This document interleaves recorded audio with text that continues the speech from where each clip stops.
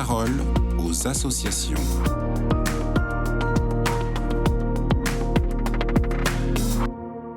Bonjour Charlotte Bichier. Bonjour Raphaël. Vous êtes responsable des relations jeunesse-médias à l'association Captif La Libération. Vous nous parlez aujourd'hui des groupes de partage de la parole, d'échanges qui ont lieu régulièrement dans différentes antennes. Première question, est-ce qu'il y a un profil type ?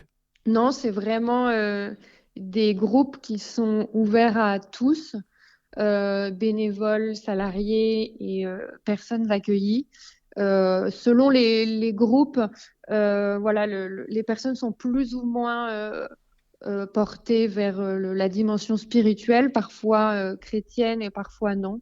Donc, il y a des groupes où on va partager autour de l'évangile et il y a d'autres groupes où on va partager autour de textes sur des thèmes universels qui peuvent rejoindre tout le monde. Et comment ces groupes de parole se déroulent finalement ? Dans la plupart des cas, l'idée, c'est de se réunir une fois par mois pour quand même qu'il y ait cette idée d'un rendez-vous où on peut être fidèle sur le long terme, puisque la fidélité est une valeur chère aux captifs. Et voilà. Et l'idée de ces groupes, c'est de se réunir en assez petit nombre, voire parfois très petit nombre. Là, je pense à un groupe où actuellement, ils se réunissent à 4. Moi, sur les groupes que j'anime, on est 5-6. Donc voilà, l'idée, ça dure 1 heure.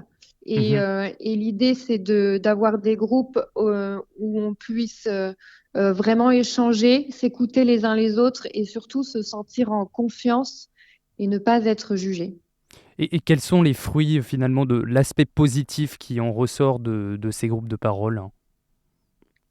En fait, l'idée de ce temps, c'est vraiment que les personnes puissent s'exprimer sur des sujets assez profonds. Et donc, souvent, là, je pense par exemple à des textes sur l'amitié ou à un autre texte de Rudyard Kipling, si j'étais un homme. Où voilà, les personnes vont pouvoir partager ce qu'elles ont compris du texte. Et en fait, c'est une vraie richesse parce que on a en face de nous des personnes qui sont très différentes et qui perçoivent pas du tout les mêmes choses.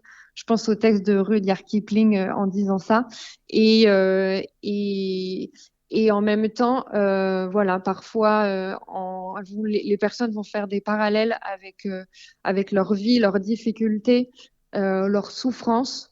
Et voilà, il y a une bénévole qui anime un groupe de parole sur l'antenne de Sainte-Rita qui me disait que voilà, parmi les femmes qui participent, il y en a une qui a vraiment une grande profondeur de pensée. Et en parlant avec elle, elle me disait, mais cette femme, elle a vraiment un don pour la prière. Et donc, en fait, c'est une autre manière de rencontrer les personnes. C'est un espace qui est propice à des échanges plus profonds et plus intimes, même si c'est pas du tout, c'est pas forcément le but en soi, parce que il faut rester très libre par rapport à ce qu'on a envie de dire et ce qu'on a envie de partager. Bien sûr. Mais voilà, en fait, c'est vraiment un espace où les personnes peuvent se sentir en confiance. Et ça peut nous sembler basique pour nous, mais voilà, c'est souvent des personnes qui ont très peu confiance en elles, qui n'ont pas peu confiance en les autres. Et voilà, ne pas se sentir jugé au milieu d'un groupe et pouvoir exprimer, poser des mots, c'est des choses qui sont très fortes. C'est entendu. Merci beaucoup Charlotte Bichier. Je le rappelle, vous êtes responsable des relations jeunesse-médias. Et pour plus d'informations sur l'association, rendez-vous donc sur le site captif.fr. Très belle journée à vous.